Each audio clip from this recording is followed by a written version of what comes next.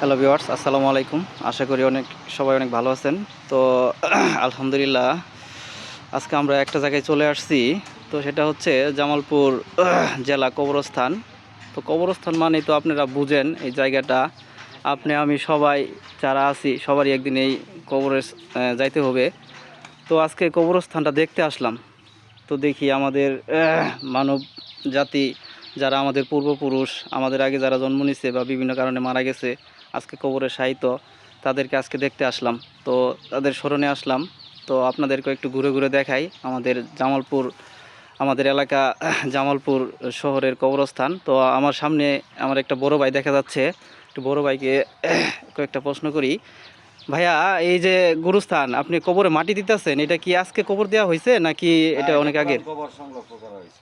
আচ্ছা, অনেক অনেক এটা মাটি ধন্যবাদ দিয়ে আবার ভাইকে। নতুন করে বানাই দিতেছে। হ্যাঁ, ভিউয়ার্স দেখতে পাচ্ছেন এই কবরটা অনেক আগে দেওয়া হয়েছিল। তো তার মাট ছেলে আসছিল, আসার পরে জি, বইলা গেছে। এটা আবার মাটি দিয়ে আবার মেরামত করে দিল। আচ্ছা। এখানে কবরটা অনেক দিন আগে দেওয়া হয়েছিল। ওনার যে কবর, যে লোকটি শায়িত আছে মৃত ব্যক্তি, ওনার ছেলে আইসে ভাইয়াকে বলছিল। তো ভাইয়া এই কাজটা করতেছে, কবরটা আবার সুন্দর করে সংস্কার করতেছে। তো অনেক ভালো লাগলো ভাইয়াকে দেখে, এরকম একটা মহৎ কাজের সাথে জড়িত। ভাইয়া, আপনি কতদিন থেকে এই কাজের সাথে জড়িত আছেন এখানে? 40 বছর ধরে। 40 বছর। যাক ভাইয়া, এটা কিন্তু অনেক নিকির কাজ। আল্লাহর সৃষ্টি মানুষ দুনিয়া ছেড়ে চলে যায়, ভাইয়া এখানে দায়িত্বরত আছে। এখানে কবরগুলা দেখাশোনা করে সংরক্ষণ করে, যেমন ভাইয়ার জন্য অনেক দোয়া করবেন সবাই। আর হচ্ছে এই কাজগুলা করতে সাহস লাগে মানুষের, আর ভাইয়ার মধ্যে আমি এই সাহসটা দেখতে পাচ্ছি। তো ভাইয়া, আপনার এখানে কাজের অভিজ্ঞতাটা কীরকম? আছে মোটামুটি ভালোই। এখানে আপনি রাতেও ডিউটি করেন?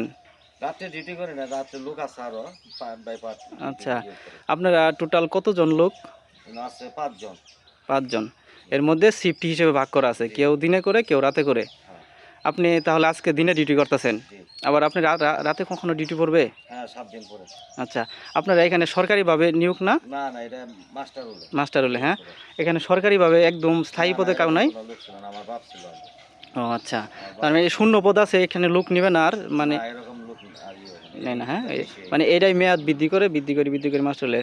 তবে যাই হোক, যদি এটা স্থায়ী হইতো, এটা আরও ভালো লাগতো আমার কাছে শুনলে, যাতে ভাইদের ভবিষ্যৎটা আরও উজ্জ্বল হইতো।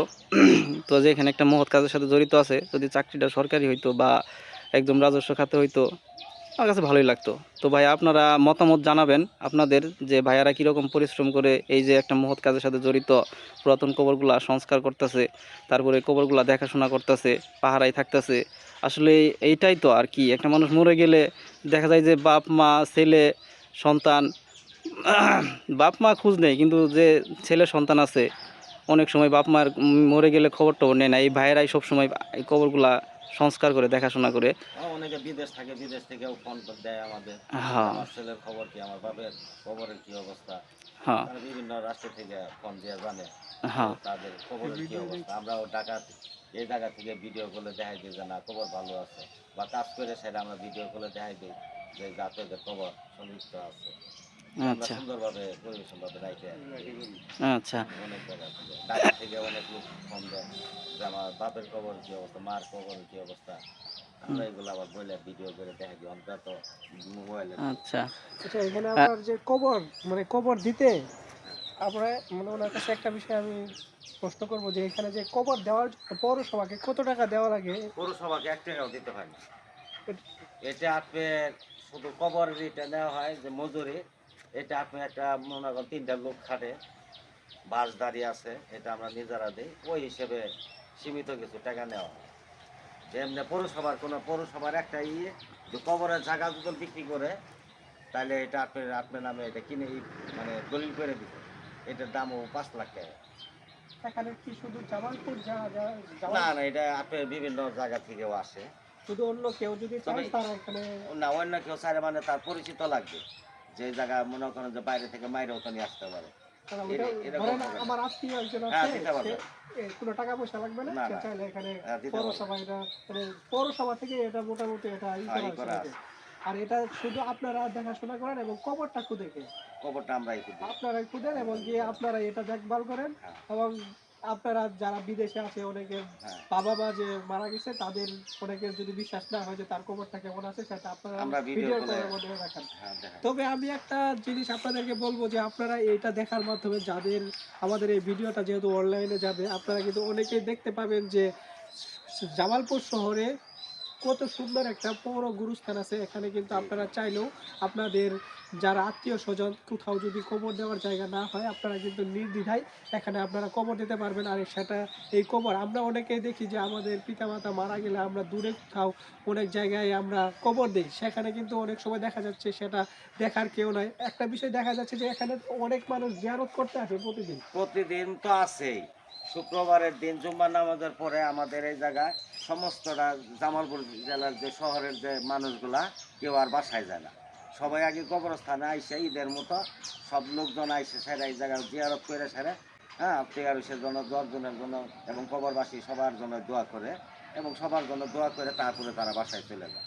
এটা প্রতি শুক্রবার তাহলে আছে। ওই হিসেবে তো পারিবারিক যাদের কবরস্থান নাই তারা অবশ্যই কিন্তু চাইলে এই এখানে, জায়গা দিতে পারবে। হ্যাঁ, তবে আমি আপনাদেরকে একটা কথা বলবো, যাদের পারিবারিক গণস্থান নাই তারা কিন্তু অবশ্যই এখানে আপনারা যা বাবা মা বা আত্মীয় স্বজন কেউ যদি মৃত্যুবরণ করে এখানে অবশ্যই দাফন করতে পারবেন। এতে করে একটা বিষয় কি, প্রতি শুক্রবারে অনেকে কিন্তু এখানে জিয়ারত করতে আসে, তাদের যে আত্মার মাগফিরাতের জন্য যে তারা দোয়া করে সেই দোয়াটাও কিন্তু আপনার পিতামাতা সহ সবাই কিন্তু পাবে। আর আমরা আপনাদেরকে এই প্রথম জামালপুর শহরের পৌর গুরুস্থানটাকে ভিডিওর মাধ্যমে দেখাচ্ছি যে প্রচুর বড় এরিয়া নিয়ে এই গৌরস্থানটা এখানে অবস্থিত। আপনারা দেখতেই পাচ্ছেন চারদিকে। আচ্ছা, আমার একটা প্রশ্ন, আমরা মাঝে মাঝে দেখতে পাচ্ছি যে টাইস করা কবরগুলা, আবার এই পাকা করা কবরগুলা মাঝে মাঝে আছে এরকম পাকা করা কবরগুলা।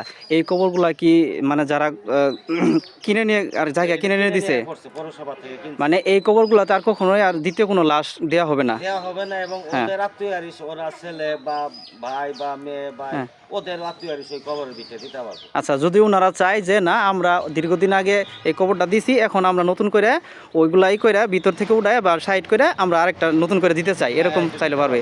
এটা শুধু যেই লোকগুলা ওয়ারিশ যারা এই কবরটা জমিটুকু কিনে নিছে ওদের পরিবার, তারাই শুধু পারবে। আচ্ছা, এই হচ্ছে অবস্থা, আপনারা সবাই দেখতে পাচ্ছেন। তবে আমার সব থেকে একটা জিনিস ভালো লাগছে, এই যে একটা পুরাতন কবরটা যে ভাইয়া যে সংস্কার করতেছে, এইটা কি আমি খুবই আনন্দিত দেখে। তো ভাইয়া আপনার জন্য অনেক দোয়া ও ভালোবাসা রইলো এই মহৎ কাজের সাথে থাকার জন্য। যে আরেকটা ভাইয়া, এই ভাইয়াও এখানে কাজের সাথে জড়িত, কাজ টাজ করে। এই ভাইয়ারা অনেক মহৎ ভালো মানুষ, ইনারা সবসময় এই কবরগুলো দেখাশোনা করে। সবাই এই ভাইয়াদের জন্য দোয়া করবেন। আমি 18 বছর ধরে হ্যাঁ, এই যে ভাইয়া 18 বছর থেকে এই গুরুস্থানে কবর দেওয়ার কাজ করে। একটু ঘুরে দেখে আসি। আছে। হ্যাঁ, আপনি একটু আগে যান, আমি পিছিয়ে আছি স্যার, আপনি আগে যান। হ্যাঁ। তো ভিউয়ার্স দেখেন, এই যে একটা ভাই এইখানে সব সময় কাজ করে, কবর দেওয়ার কাজ করে, কোনো লাশ আসলে সহযোগিতা করে, এই সহযোগিতা করে এখানে কবর খনন করে, এবং কি বাঁশ চটি যা কিছুই লাগে সব ওনারা প্রোভাইড করে। তো এইভাবেই ওনারা এই মহৎ কাজগুলো করে থাকে। দেখুন এখানে অসংখ্য কবর, অসংখ্য কবর। এইখানে আসলেই আমাদের যে এই দুনিয়া ছেড়ে চলে যেতে হবে, এখানে যারা সাহিত্য আছে তাদের মতোই যে আমাদেরকে চিরকাল যে এখানে শুয়ে থাকতে হবে, এই কথাটা আমাদের মনে করে দেয়।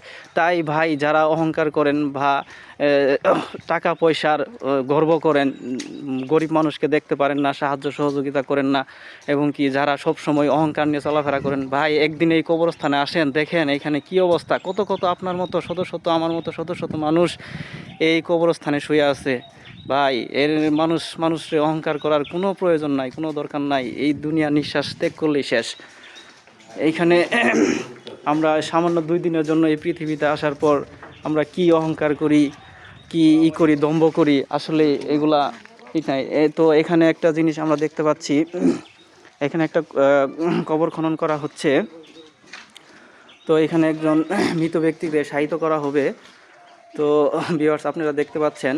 তো এখানে যদি আপনারা মাঝে মাঝে আসেন, ঘুরে যান, তাহলে আপনাদের মন থেকেই একটা জিনিস চলে আসবে, সেটা হচ্ছে যে এখানে আসলে আপনারা ভিতর থেকে আল্লাহ তাআলাকে ফিল করতে পারবেন যে আসলে মানুষের জীবন কিছুই না, মরে গেলেই শেষ। মরে গেলে এখানে দেখেন শত শত কবরে মানুষ শুয়ে আছে, এইভাবে আমাদেরকে শুয়ে থাকতে হবে। তো ভাইয়া, আমি কবরস্থানটা আপনাদেরকে ঘুরে ঘুরে দেখাবো। এই যে সামনের দিকে যাচ্ছি, এখানে অনেক ভালো ভালো ব্যক্তিগণ যারা মারা গিয়েছে, আমাদের পূর্বপুরুষ তারা এখানে শায়িত আছে। তো আমি সেই গুরুস্থানগুলো ঘুরে ঘুরে দেখবো। তো ভাই আমি বারবার একটা কথাই বলতে চাই, আপনারা মানুষকে অহংকার করবেন না কোনো সময়, মানুষকে টাকা পয়সার জন্য গর্ব করবেন না, এবং যদি পারেন 2 টাকা 5 টাকা 10 টাকা দিয়ে কোনো গরিব মানুষকে সাহায্য সহযোগিতা করবেন। ভাই মরে গেলে ওই টাকাটাই আপনারে আমল হিসেবে আপনার কবরে সেটা একটু করবে। তো আপনাদের কাছে আমার একটাই করজোরে রিকোয়েস্ট, আপনারা মাঝে মাঝে সময় পাইলে এই গুরুস্থানগুলোতে আসবেন, আইসে একটু ঘুরে যাবেন, তাহলে আপনারা অনেক অনেক ভালো লাগবে, আপনারা ডিপ্রেশন থেকে চলে আসবেন। এই যে টাকা পয়সা ধন সম্পত্তি এগুলো নিয়ে আমরা মাঠে পড়ে থাকি, সবসময় কাজ করি, কখনো চিন্তাই করি না যে একবার মরে গেলে এই যে কবরের ভিতরে শুইলাম আর কোনো ওঠার চিন্তা নাই, এগুলো আমরা কখনোই চিন্তা করি না। আমরা সবসময় পরিবার, ফ্যামিলি, টাকা পয়সা, ধন সম্পদ এগুলার পিছিয়ে পড়ে থাকি। তো ভাইয়া এখানে আসার পর মনটা আসলে অন্যরকম হয়ে গেল। আপনারা মাঝে মাঝে আপনাদের নিজ জেলায় যে কবরস্থানগুলো আছে মাঝে মাঝে আসবেন, এসে দেখবেন, দেখলেই বুঝতে পারবেন যে কি অবস্থা। তো ভিউয়ার্স, আমরা এই যে একটা রাস্তা দেখতে পাচ্ছেন, হ্যাঁ এই রাস্তার ভিতরেই এইখানে যতগুলা কবর আছে সবগুলাই মুক্তিযোদ্ধা। ওনারা আমাদের 1971 সালে মুক্তিযুদ্ধ করে আমাদের দেশকে স্বাধীন করেছে। ভাইয়া আমরা এখন যেখানে ঢুকতেছি এই রাস্তা দিয়ে, তো এইখানে কাদের কবরস্থ করা হয়েছে? এখানে মুক্তিযোদ্ধা করে কোঠা বানানো হয়েছে আলাদা। আচ্ছা, তাদের এখানে দাফন করা হয় হ্যাঁ আলাদাভাবে। এখানে শুধু মুক্তিযোদ্ধাই নাকি মুক্তিযোদ্ধার নাতি সন্তান সবাইকে এখানে শায়িত করা হয়? শুধু মুক্তিযোদ্ধা আর তার পরিবার বলতে মুক্তিযোদ্ধার যে ওয়াইফ উনি, কিন্তু ছেলে মেয়ে না। আচ্ছা যাই হোক, এই যে ভিউয়ার্স আপনারা দেখতে পাইলেন, আমরা যে এই সেক্টরে ঢুকতেছি, এই সেক্টরটাতে যে কবরগুলো আছে এগুলো আমাদের জামালপুর জেলার গর্বিত সন্তান যারা মুক্তিযোদ্ধা ছিল। এখানে যতগুলা কবর দেখতে পাচ্ছেন সবগুলো আমাদের গর্বিত সন্তান যারা 1971-এর মুক্তিযুদ্ধে যারা জীবনের মায়া ত্যাগ করে পরিবার ফ্যামিলি সব কিছু রেখে যারা জীবনের মায়া না করে দেশকে স্বাধীন করেছে, সেই সব বীর সন্তানের কবরগুলো হচ্ছে এগুলা। সন্তানগুলো এখানে শায়িত আছে বছরের পর বছর। তো যদি ভাই আপনারা যেখানে থাকেন, যেখান থেকে ভিডিও দেখেন, আপনার নিজ জেলায় যদি কবরস্থান থাকে অবশ্যই একদিন কবরস্থানে যাবেন, যা এখানে ঘুরে ঘুরে দেখবেন, দেখলে বুঝতে পারবেন যে দুনিয়াটা আসলে কিছুই না, পরকালই সব। এখানে একবার যদি এই কবরে শুয়ে যান তাহলে আর দীর্ঘদিন শুয়ে থাকবেন, কবরে যে শেষ হবে এর কোনো শেষ নাই, অনন্তকালের জন্য এখানে শায়িত থাকতে হয়। তো ভিউয়ার্স আপনাদের কাছে আমার একটাই অনুরোধ, আপনারা কখনো মানুষকে অহংকার করবেন না, গরিব মানুষকে সাহায্য সহযোগিতা করবেন, যথেষ্ট পরিমাণ টাকা পয়সা থাকলে মসজিদ মাদ্রাসায় দান করবেন, এবং কি যেসব মানুষ রাস্তায় না খায় পড়ে থাকে তাদেরকে 2 টাকা 5 টাকা যেই আপনার সামর্থ্য যতটুকু আছে হেল্প করার চেষ্টা করবেন। আর বিশেষ করে এই কবরস্থানগুলোতে এসে ঘুরে যাবেন, তাহলে মনটা ফ্রেশ হয়ে যাবে, আপনার ঈমান শক্ত হবে। তো ভিউয়ার্স, যদি ভিডিওটি ভালো লাগে অবশ্যই আপনারা ভিডিওটি শেয়ার করে দিবেন। তো আমি আজকে আমিও দেখলাম, আপনাদেরকেও দেখালাম। যদি ভালো লাগে অবশ্যই আমাদের চ্যানেলটি